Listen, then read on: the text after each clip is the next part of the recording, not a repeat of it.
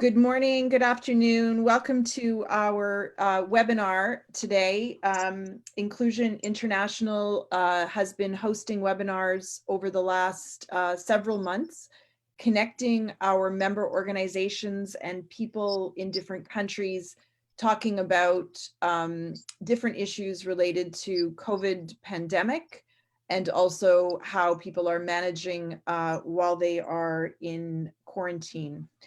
We're really pleased today to have three guests with us from our network, who I will introduce in just a moment. Today's webinar will be the last in our series of webinars until September.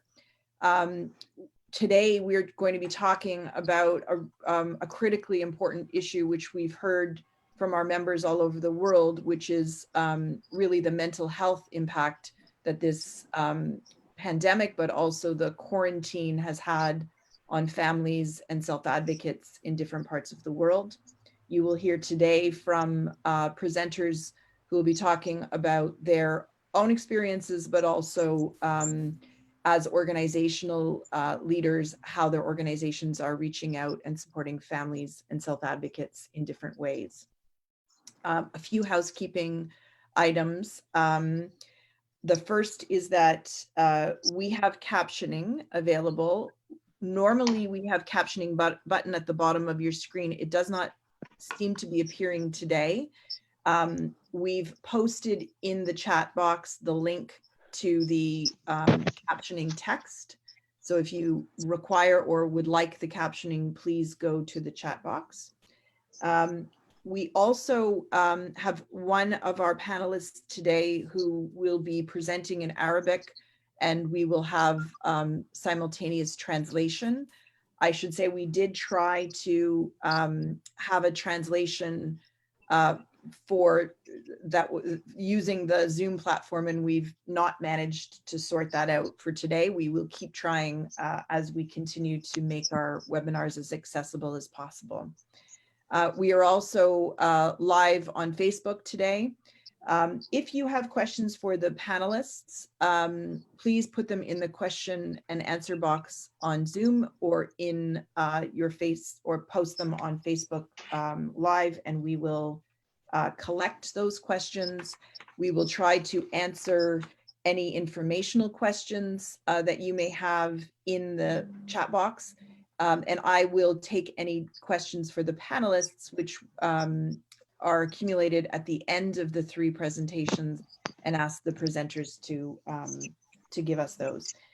If you would like to receive a summary of this presentation or any of the ones that have happened over the last several months, please subscribe to our mailing list. The link will be in the chat box that you can access. So if you subscribe, you'll be able to access the presentations and PowerPoints today and any of our previous webinars. So with that, I think I've covered all of our, I'm just checking my notes. We've covered all of our housekeeping. It's my pleasure today to welcome three presenters. All three presenters are people and organizations who are part of the Inclusion International Network. We've worked with the individuals and their organizations throughout the years. And so we're really pleased today to be hearing some of the strategies they've been using during COVID. Our first presentation today will be by Selma Tabaka from the Alexandria Self-Advocacy Resource Group in Egypt. Selma was educated in a mainstream school in Egypt with support from her family. She found the experience challenging, but eventually graduated from the Institute of Social Work at Alexandria University in Egypt.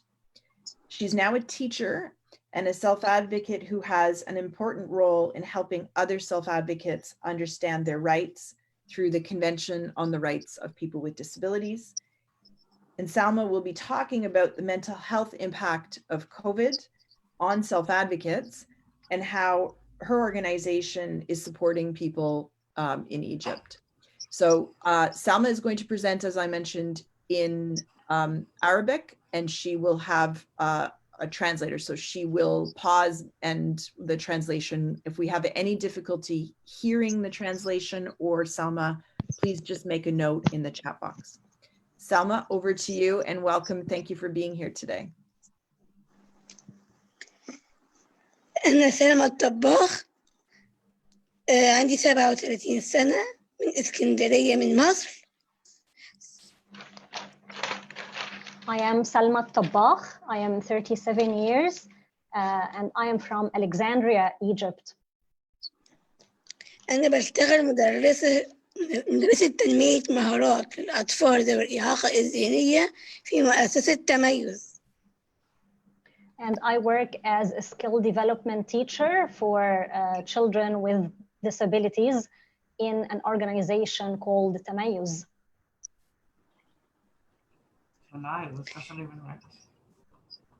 أنا مناصرة ذاتية، وقضيتي الكبرى أن أدافع عن حقوقي وحقوق المناصرين الآخرين في مجموعة المصدر المناصرة الذاتية بالإسكندرية. And I am a self-advocate, and my major cause is to help other self-advocates to claim their rights and to claim my own rights also through the resource group in Alexandria. وبنحاول إن احنا نوسع مجموعة المصدر لتدريب مناصرين ذاتيين آخرين من محافظات أخرى في مصر، وهدفنا أن ننصت لهم ونحترمهم ثم ندمجهم في المجتمع. And we try to expand our group by training other self-advocates from other governorates in Egypt, and we try to hear them, respect them, and eventually integrate them into society. منذ ظهور جائحة كورونا تغير الحال تماماً، حيث كنت أعمل كمدرسة وكل يوم أنزل في الصباح للعمل وأعود الساعة 4. كان يومي مشغول جداً. But since this coronavirus pandemic, things have completely changed for me.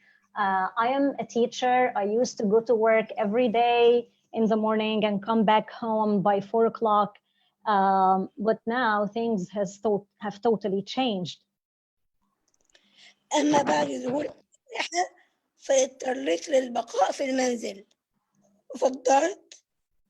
وفضلت البقاء في المنزل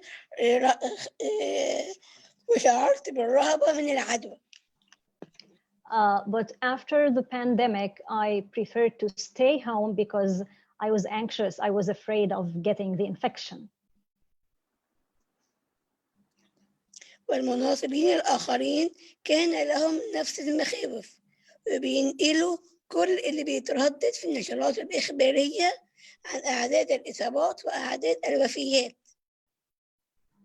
Other self-advocates too had the same fears, and they keep talking about the number of cases and the number of mortalities, so they are really afraid. المناصرين الآخرين كل واحد بيشغل وقته يا إما بالرسم أو باللعب أو الفرجة على التلفزيون أو أي عمل من الأشغال اليدوية. And these advocates try to fill their time by drawing, playing, watching TV, or doing handcrafts. كل المناصرين يتواصلون عن طريق الفيسبوك أو الماسنجر. And all advocates keep in touch by Facebook or Messenger. وتقوم الأسر بعمل مجموعات عن طريق الإنترنت للتواصل العائلي بين الأفراد الأسرة، أخوات وأولاد الأخوات والأحفاد لكي يتواصلوا مع بعضهم البعض. And families try to keep in contact through the internet so that siblings and nieces and nephews can communicate, cousins and so on.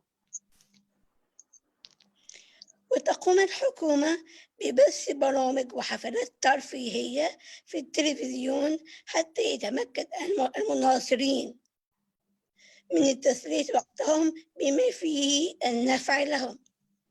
On its part, the government tries to present some cultural events on TV so that people can benefit from their free time. قامت مجموعة المصدر بتنشيط معلومات المناصرين عن بنود الاتفاقية الدولية عن طريق كل مناصر يعمل فيديو يوضح الشرح للاتفاقية. Our resource group decided to refresh the self-advocates' memory about the CRPD by getting them to produce videos.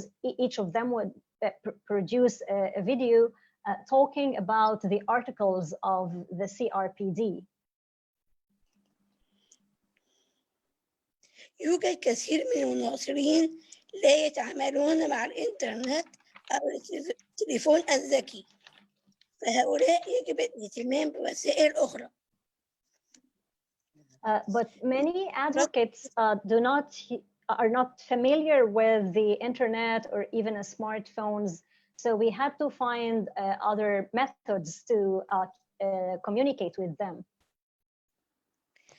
وأطلقت الحكومة خط ساخن لحل مشكلات من لديه مشاكل نفسية حدثت بسبب جائحة كورونا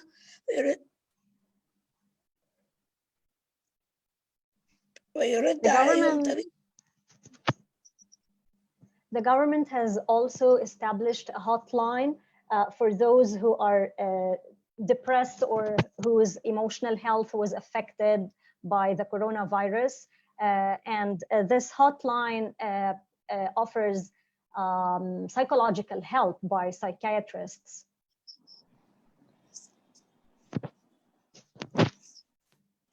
لقد اتخذت الحكومة إجراءات كثيرة لإرسال مواد غذائية للأسر التي تأثرت بالجائحة. The government also helped people who were economically affected by the pandemic by providing them with food items. بالرغم من كل المجهودات التي تبذلها الحكومة إلا أنه يوجد كثير من الناس يعانون من الخوف من العدوى أو الوحدة أو الملل. But in spite of all those efforts on the part of the government, many people are anxious or they are afraid of contracting the disease or they just feel bored and lonely. Thank you for very much. Thank you for listening.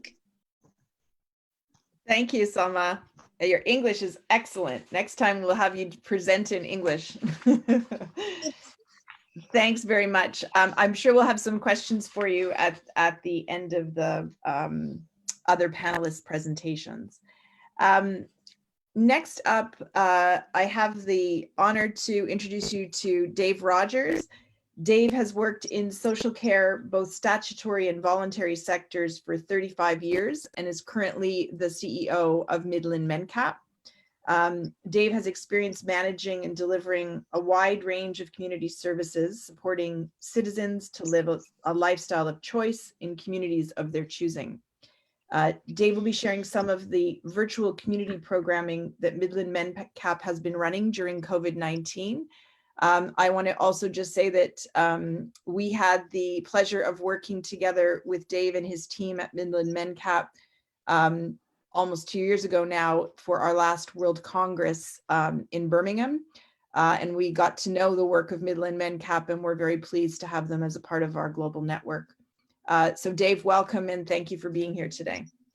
Thanks, Connie. Hello, everybody, and a big sort of welcome to you all from England.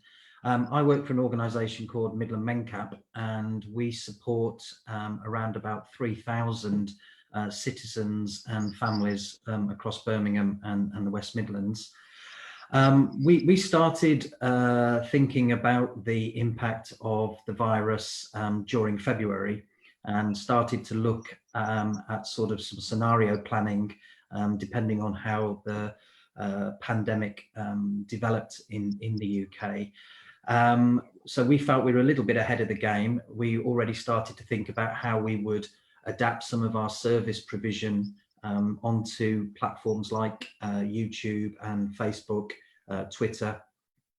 And whilst the UK government was determining what to do, we took the decision to lock down reasonably early and started to encourage citizens and families to think very carefully about their own preparations for the lockdown that was being rumoured. So we were effectively in lockdown about 1 week before the UK government confirmed that arrangement for us. So we were able to adapt very quickly and develop something called our Keeping in Touch programme, which was a pledge to everybody that we were working alongside and supporting, that we would be there for them throughout the pandemic, ensuring that people were connected to services, able to get food and medicines, where possible, keep people in touch with the services that were still available to them.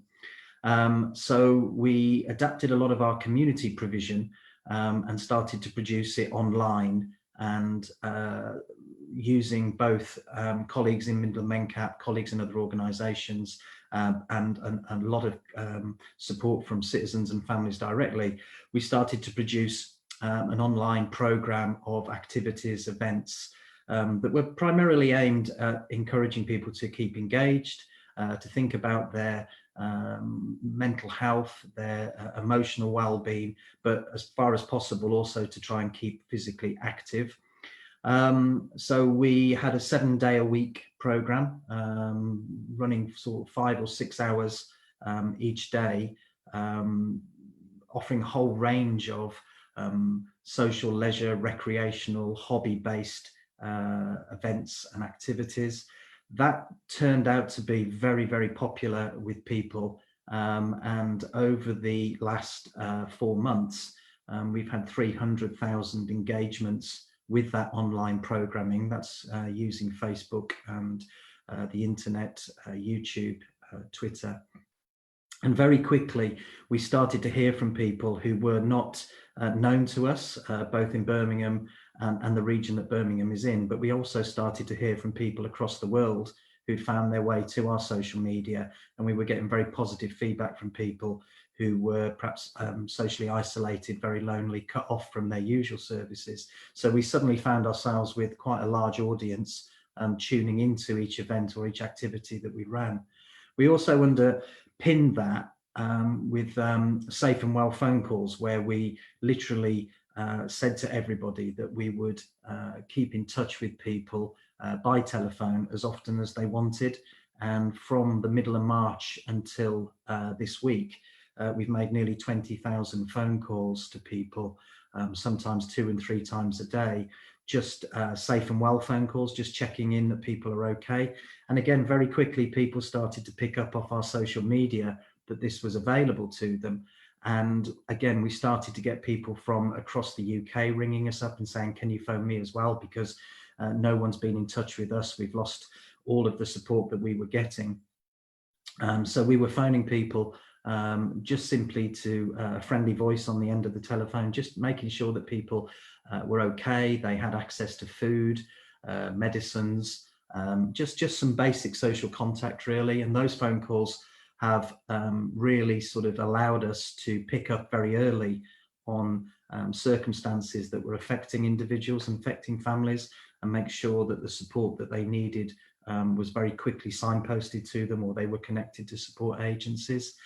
Our own sort of anecdotal sort of straw polling really with families, with individuals, around about 40% of all of the people we were in touch with were identifying to us that they were experiencing mental health or emotional well-being dips. They you know, not everybody was coping particularly well, and this was very prevalent with families where they had a child or a young person who was locked down or self-isolating because of the virus. And those families, of course, had lost access to schools, they'd lost access to short breaks and respite. And they were very, very clear with us that they intended to stay at home and stay as safe as possible, but that was having a big impact on them. So we looked at a lot of the content of our programming and aimed that very specifically at groups of people, very much tied into encouraging people to think about their mental health, to think about their emotional, psychological well-being. We were also working with other partners in the city. In Birmingham, the local authority asked the local voluntary sector infrastructure organisation to basically mobilise the voluntary sector and the community sector into thematic groups. And I was asked if I would lead the disability sector thematic group in Birmingham, which meant that I was able to network with over 60 organisations that were providing support to citizens and families where a disability was a part of their circumstance.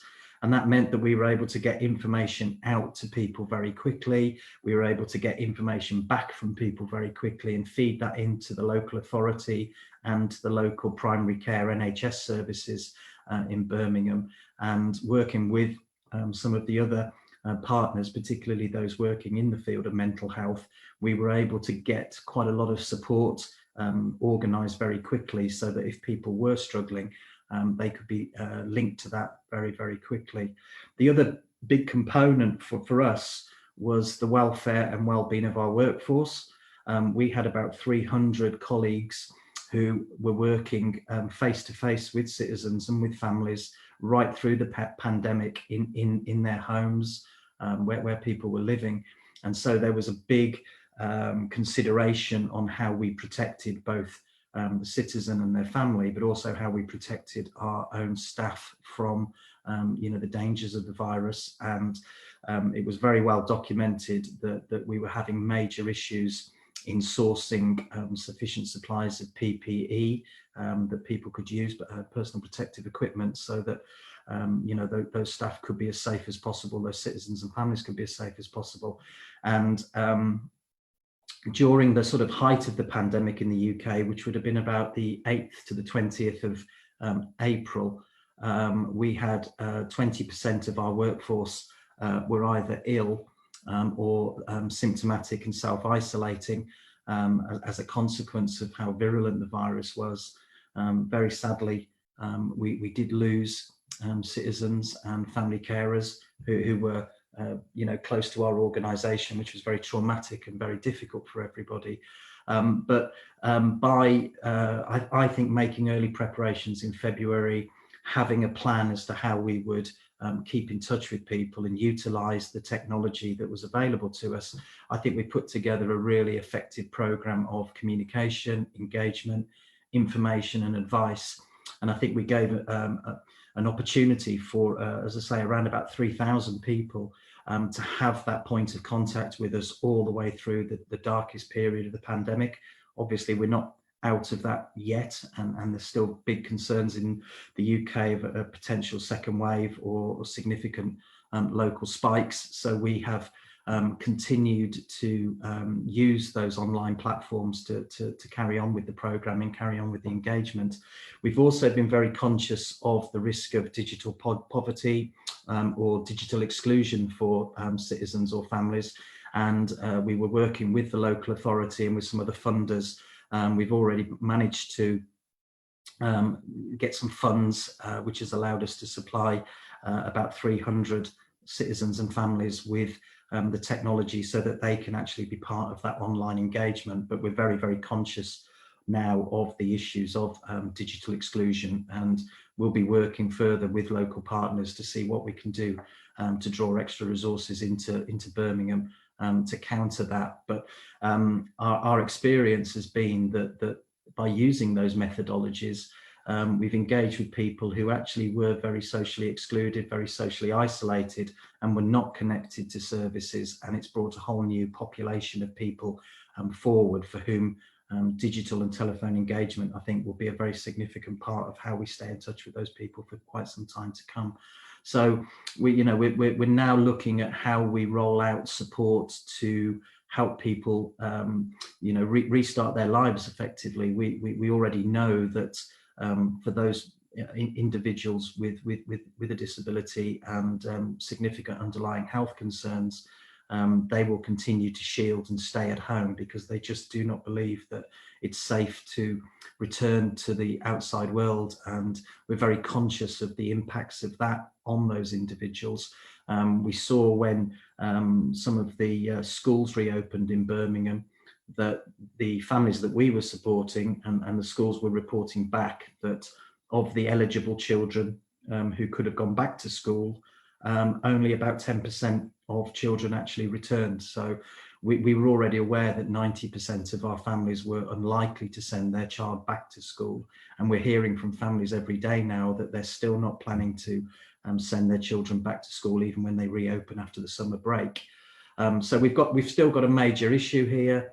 There's no doubt that the Keeping in Touch programme has been a very positive experience for everybody. We've now taken the decision, working with citizens, that the content and the editorial production of all of that material will now pass over to them directly to control the content and the editorial management of that. And we're working with some of the social enterprise organisations locally to see whether or not we can actually set up a production company that will take control of that, led by citizens going forward. So massive engagement, as I say, 300,000 people engaged with that programme over the last 4 months, nearly 20,000 phone calls. We've learnt an awful lot from that.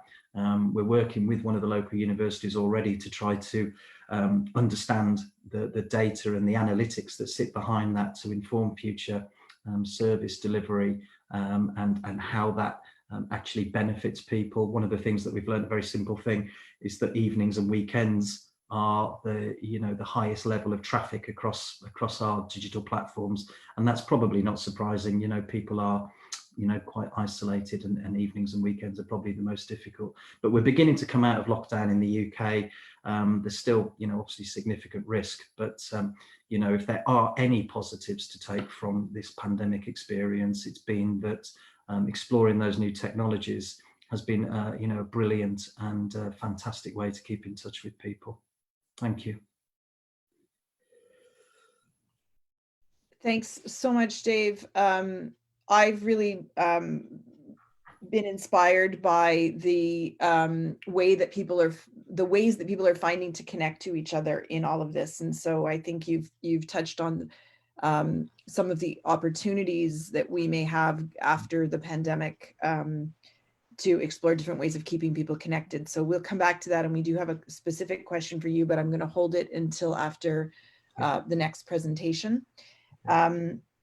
Our last presentation is from Sigal Perez Yahalomi, excuse my pronunciation. Sigal is the CEO of Akim Israel, the national organization of people with intellectual disabilities and their families. Akim strive to operate as a person-centered organization. It represents 35,000 people with intellectual disabilities in 65 branches in 88 towns and communities in Israel, in both Jewish and Arabic sectors. The organization is managed by family volunteers, and Akim promote inclusion of people with intellectual disabilities in the community and empowerment of self-advocates. Sigal's going to be sharing some of the strategies that Akim has been using to support families during the pandemic. And Sigal, I think you are going to give us a few slides, but maybe people can see your face before you do that. Thanks for joining us, Sigal. Thank you, Connie. Hi, everyone. Happy to be here with you and learn together from each other. So let me just share a screen. Okay. Here. Okay, so you heard a little bit from Connie about the Kim Israel organization. It belongs to the people themselves and the parents and the family members.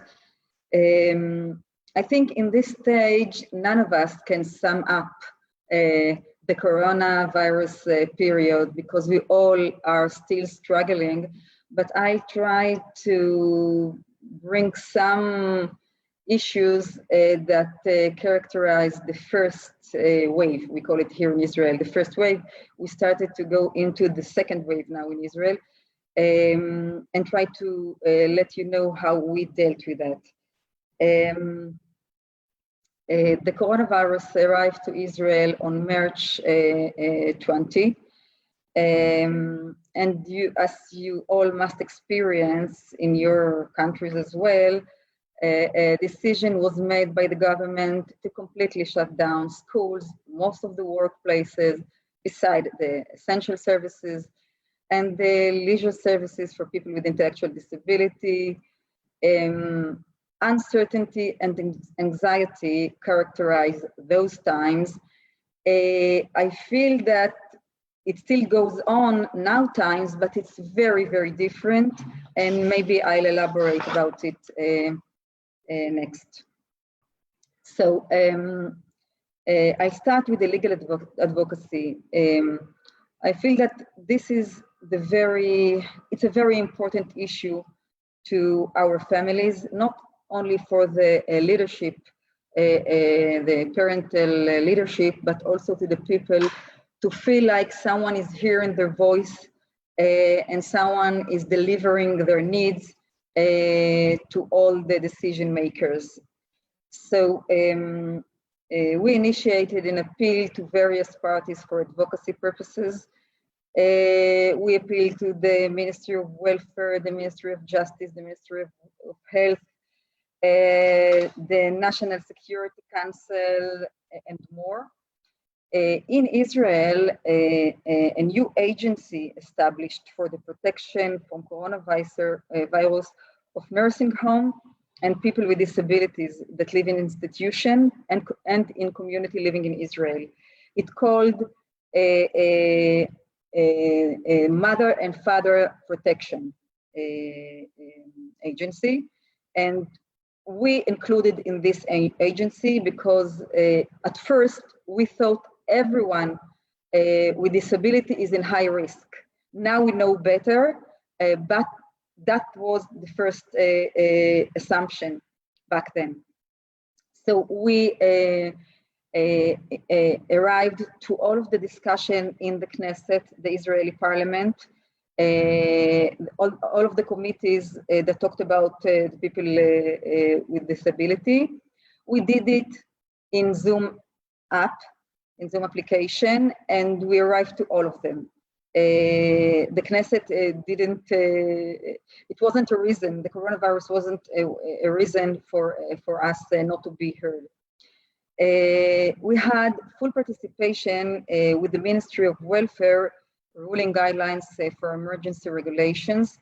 The office staff handed us drafts of the regulations, and we gave our comments and corrected them after hearing the voice of the self-advocates and the family's request. It was a lot of pressure on us to bring down all of the thoughts and needs from all around the country and from all our branches, and they trusted us to do that and to be their voice. And I think most of what we asked, we granted. The main issue here in Israel in our field was this, families visit.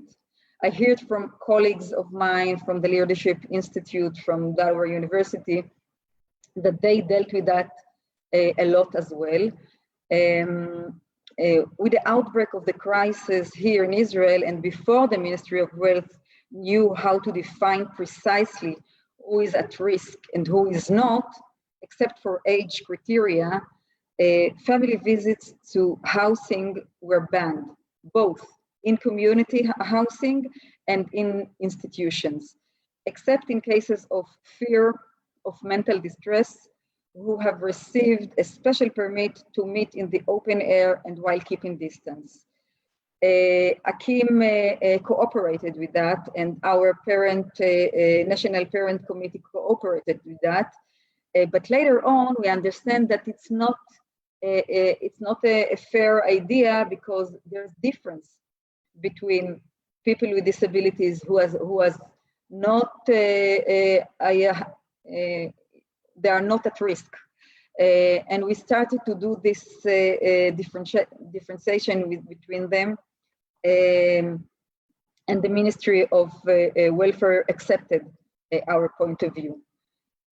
Another thing we dealt with, a memorandum, a bill about a restriction about families visit was going to pass in the Knesset, in the Israeli parliament.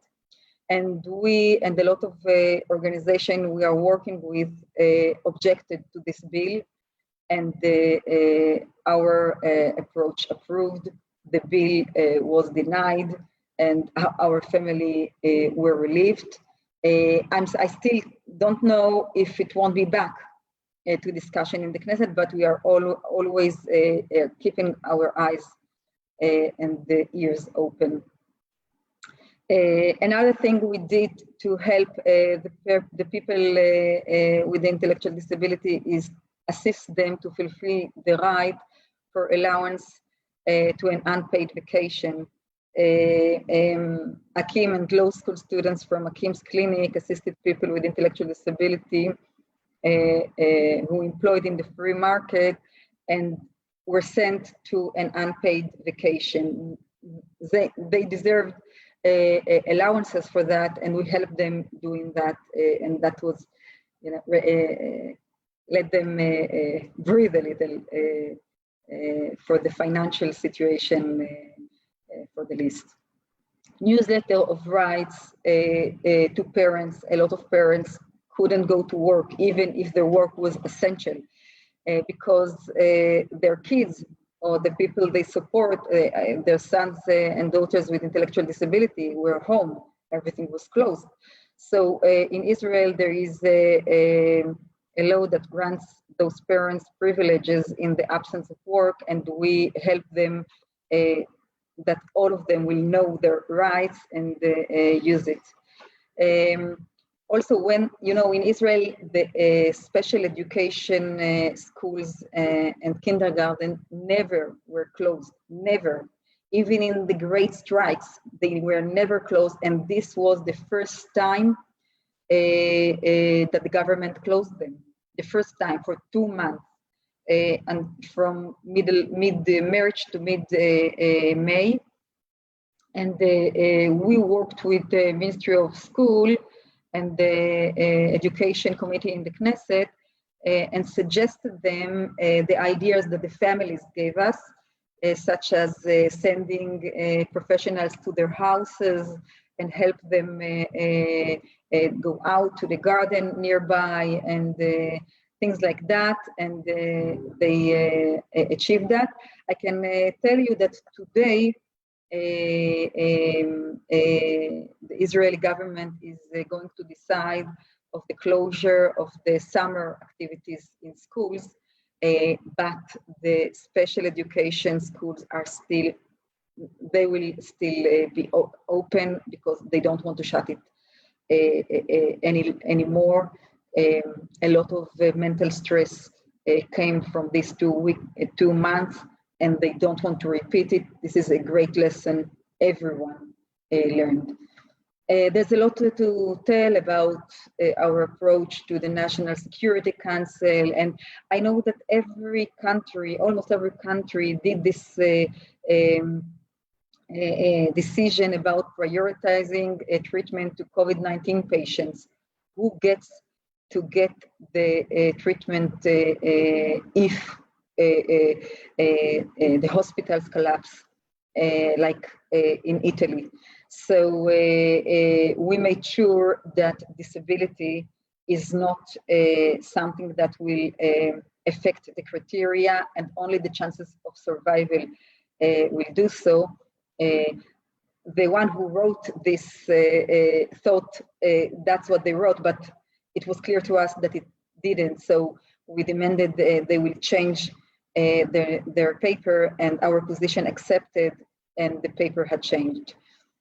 Also online services that will be accessible, we thought about that, and our supportive hotline, parents to parents, Akim's parents to parents supportive hotline, worked very hard in this period of time and still does. A lot of calls that needed, people who needed to be heard. Of course, the legal rights and everything else is dealt, but the emotional needs needed to be dealt, and we did that with this hotline and professionals who helped.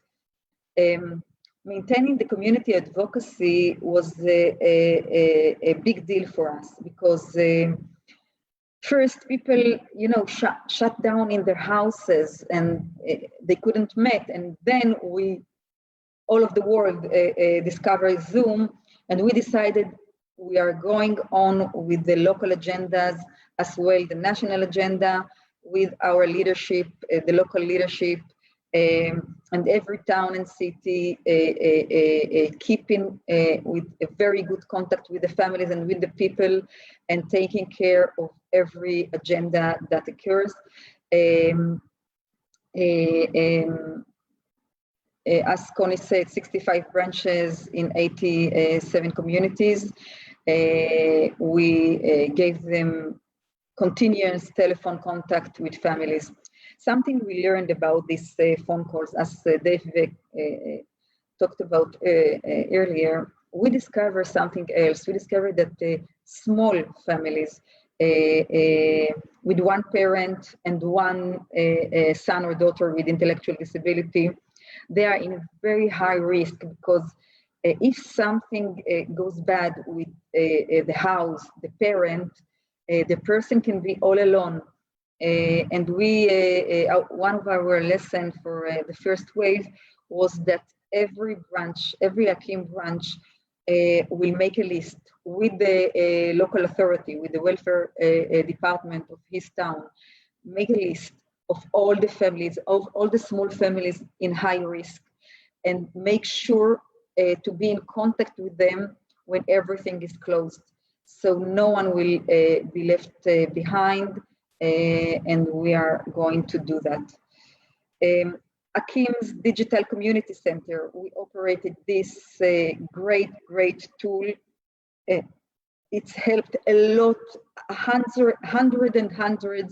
of children and people with disabilities. We did a lot of activities there with Zoom application. We did it in Hebrew and in Arabic. We talked about legal rights, self-advocacy, how to prepare to job interview, write resume, relationship, a lot of that. This is some idea of how it looked like. You can see that. We had 682 classes in all of the fields: arts, sports, dance, music. We did once a week dancing parties. Everybody danced in their houses, and it was great. We have students in the University of Bar Ilan that learn, people with intellectual disability who learn musicology. And they were very sad to be at their houses without the lessons from the university. So we delivered them the lessons back home.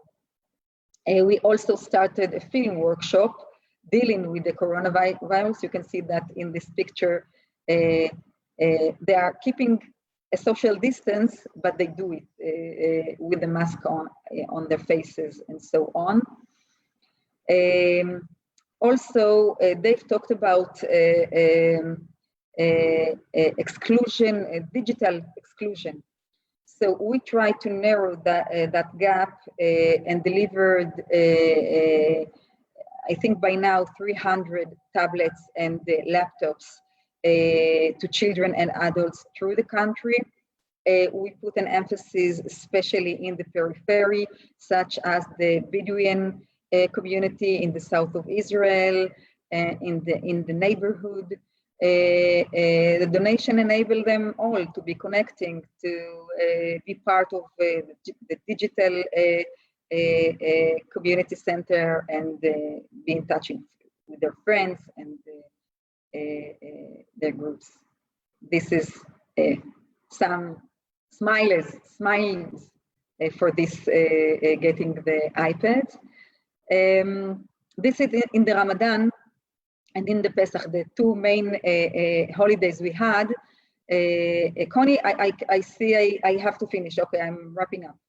In the Ramadan, we delivered them just to make them happy to their houses. Facebook, as Dave said, a lot of blogs. This is the 2070 exposure to post. And last thing that I want to share with you, we felt that dental care, all of the clinics, all of the dental clinics were closed.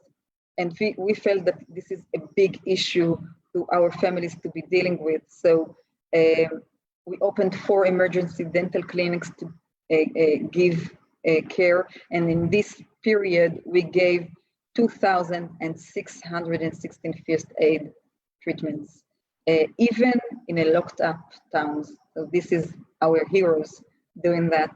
And that's it. Wishing you all good health. Thank you. Thank you so much, Sigal. I really appreciate hearing from all of you about the work that you're doing. We've worked with Akeem over the years, and just last year had the opportunity to host co-host a conference in Israel about how to support people to live in the community. What we've been hearing during this whole crisis from wherever people are in whatever part of the world is if you were included before the crisis, you had a better chance of having access to supports during the crisis.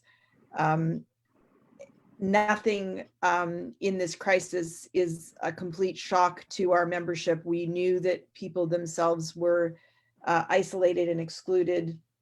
Our challenge as a global network has been to figure out new ways of reaching people.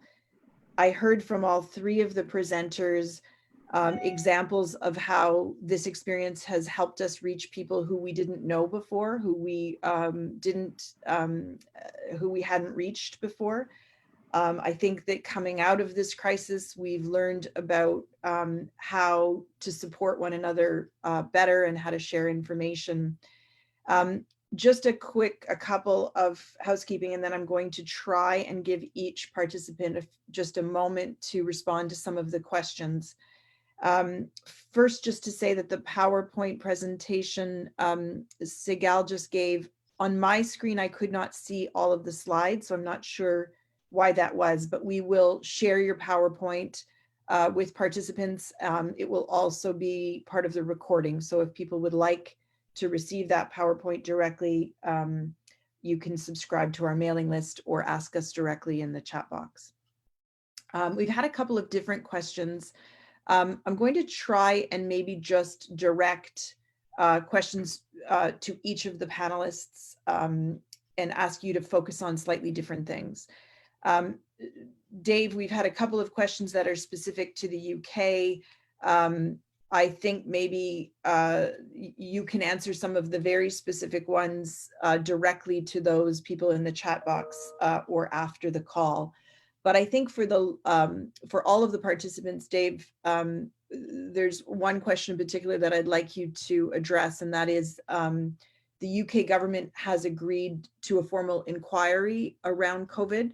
And the question for you is, what issues would you want them to highlight in regards to COVID and people with disabilities? So before you answer that, Dave, I'll just pose questions to the other participants so they have a moment to think about it. There are other questions that are more specific to the UK, which we can also bring forward. For Selma, I wonder if you can talk about ideas just for a moment when about how we can be, organizations can be supporting people with intellectual disabilities during this crisis. Sometimes people with intellectual disabilities don't have access to internet connectivity, but we've seen many examples of really innovative or good ideas about how organizations have been able to reach people. So if I could ask you to speak about those issues, it would be, I think people are always looking for good ideas. And for Sigal, we have a question about the context in Israel. And the question is, does the Israeli government report data on the impact of COVID for people with disabilities? And do they disaggregate that data, or have you seen anything? It would be really helpful, I think, across different countries for us to be figuring out where people are tracking the impact on people with intellectual disabilities. And the particular question is coming from someone who would like to use whatever examples they can find in their own context. So I'm going to start, each of you, we only have about 10 minutes, so I'm going to ask each of you just to give it a couple of minutes, and then I will wrap up before the end of the presentation. So Dave, then Selma, and then Sigal. Thanks, Connie. Yesterday in the UK Parliament, the Prime Minister committed to an independent inquiry. He didn't say when. I guess if there probably are 3 or 4 key things, I think, for the UK. I think the primary one, over 12,000 people have died in our registered care home settings, and a significant number of those people are people with disabilities. And the UK government's claim that it threw a protective ring around the most vulnerable citizens in the country really needs to be explored and unpicked, because that's not the experience that we had on the ground. At the height of the pandemic, we were finding it very, very difficult to get people admitted to hospital who were very poorly. People were being discharged back to community settings whilst COVID positive, which then obviously went on to either cost them their lives or they infected other people.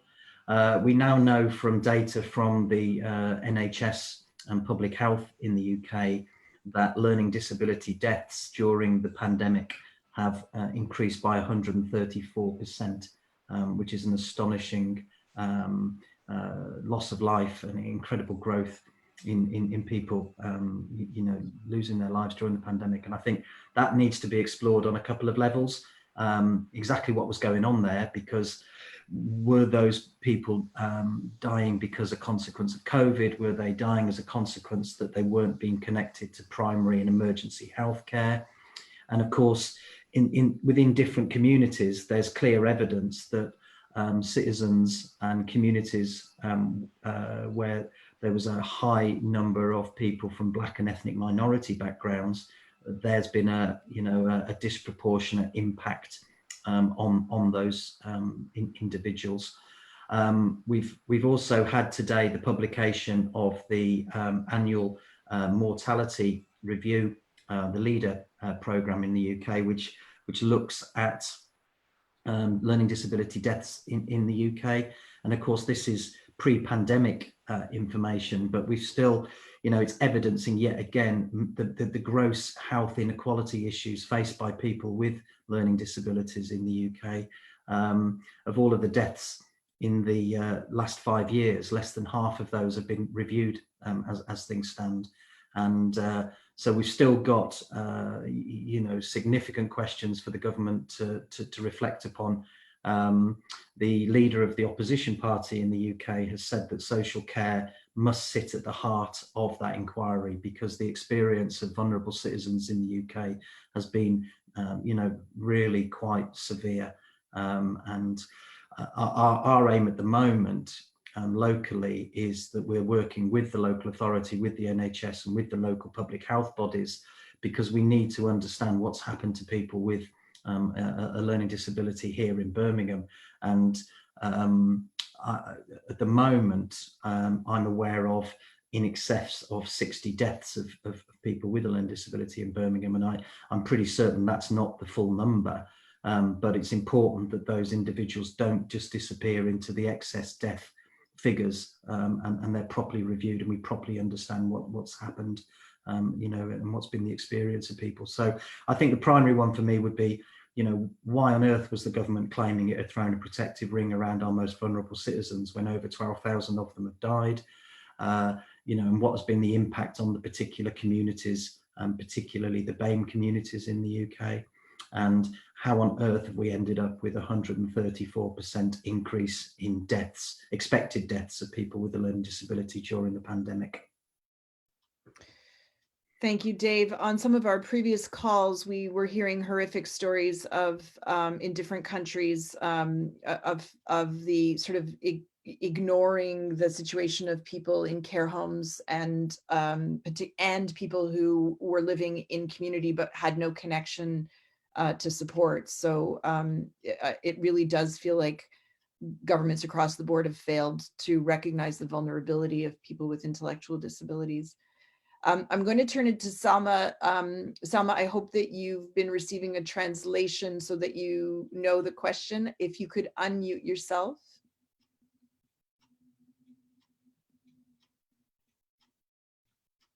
I don't know if your screen seems to have frozen, Selma. Okay, I think what I'll do while we're trying to manage a slight technical difficulty is pass over to Segal. And I think, Segal, it's, you know, the other end of the same question for you, which is, how are we, you know, do we have any data? Can we start to unpack what's happened to people so we can use it in our advocacy in the future? And do you have examples of that in Israel? Yeah, I think we can all decide right now about the very bad impact of the coronavirus of people that are segregated, and our data very much in correlation to this statement. Answering to the question I was asked, I have all the data. I have the numbers precisely in each institution and in the community living, who is sick, who feel better, and who is in isolation. You know, the isolation of 13 days after he is been exposed to a coronavirus sick. So Gidon, as you know him, our representative from the government, deliver me everything, and I share it with the parent committee, the National Parent Committee.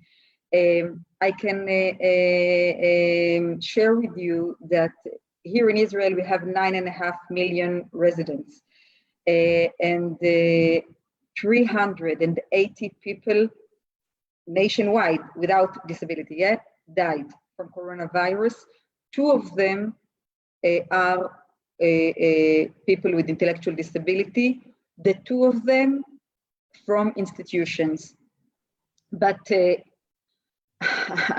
I wish I could say this is the end of that, because right now, just 2 hours before our conversation now, I got the new data, and I learned that we have a lot of new patients, most of them in institutions, most of them. I pray for their health, but it's getting bad. And we are very worried about their situation. I can say that most of them are very light sick. They have no asymptomatic.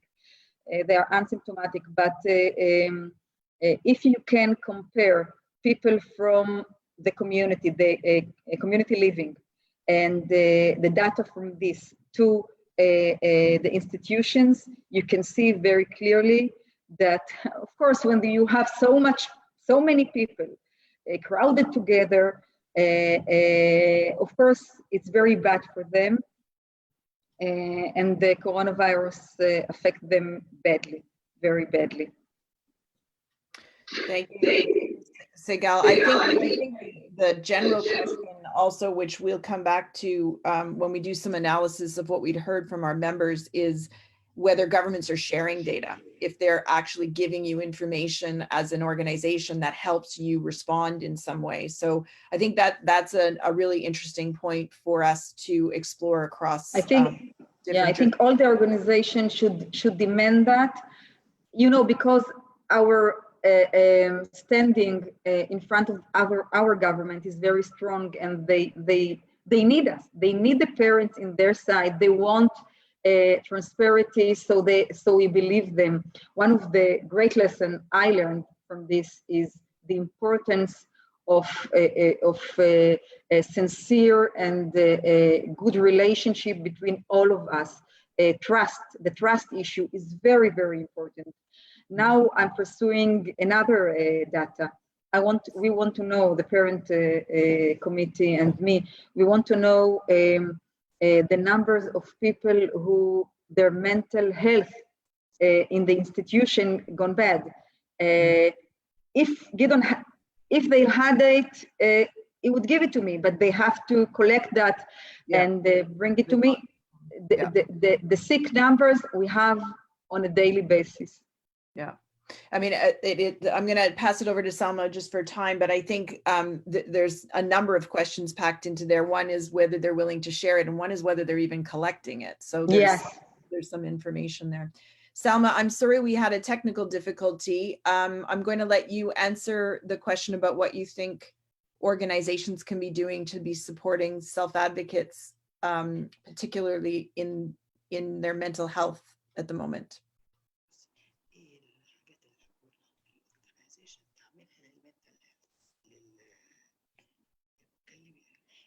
أعتقد يعني إن المنظمات ممكن تعمل توعية أو إزاي يتعاملوا مع إزاي يلبسوا الماسكات، الحاجات المطهرة ليهم.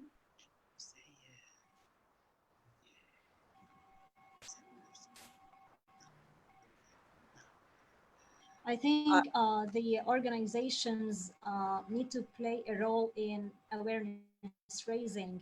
So they need to teach people with disabilities how to use face masks, how to use disinfectants, and so on. إزاي إن هم يعني المفروض إن هم يعني يطمنوهم عشان ما يخافوش من هذه الجائحة دي. And organizations also need to reassure people with disabilities so that they might not be over-terrified from the pandemic.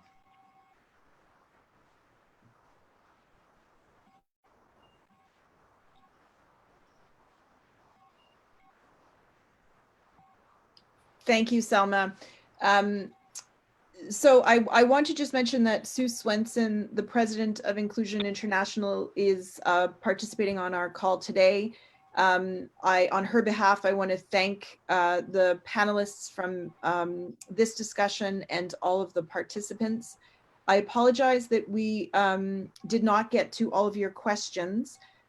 With permission from the presenters, we will share their contact information so that you can be in touch. Several of the participants have asked just to be in touch to compare what they're doing in their organizations. So we will certainly post your website information, but also if the panelists are willing, we'll share your contact information.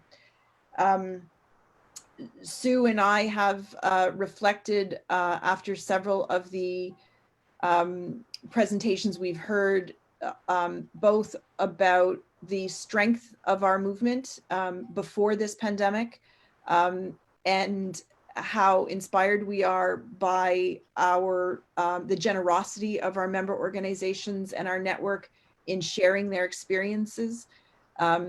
Sue posed this in the form of a question, but perhaps I'll answer her question, which is, you know, does it help us to be connecting to each other across countries and in different contexts in these times? Does it give us strength? Does it help our mental health as people, but also as organizations? And Sue, I'm going to answer that on behalf of the panelists. I think it does. I think we've seen evidence from self-advocacy groups, parent organizations in all different parts of the world that we're stronger together. If we're being forgotten in our own communities, if our issues are being ignored, the only way that we can raise up our voices is by linking together and sharing a strong and common voice. On behalf of the participants today, thank you very much to the panelists. I will just repeat that the presentations and this webinar were recorded. We can make contact information to the panelists available to you. If you would like to receive the recording from this or other presentations, please subscribe to our mailing list, which is available on our website, but also in the chat box. Thank you again. Please, everyone, stay safe. I hope that in whatever country you're in, that we're seeing some progress. It's not over, but we feel like we can be stronger together. And I thank you for your time today. Thanks, everyone.